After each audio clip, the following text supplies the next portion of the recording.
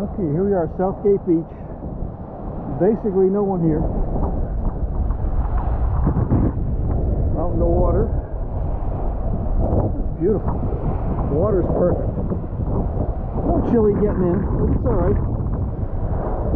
Martha's Vineyard over in the distance. Let's go for a little swim.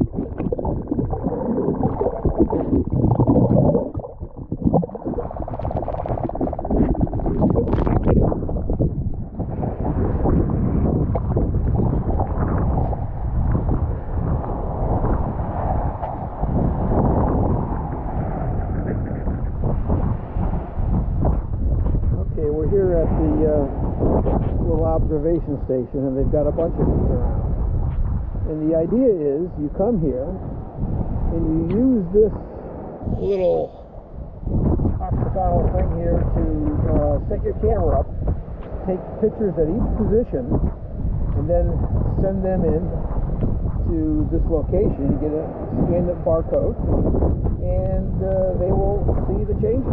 They will document the changes and see what's happening with climate change, erosion, and everything else. Pretty damn cool.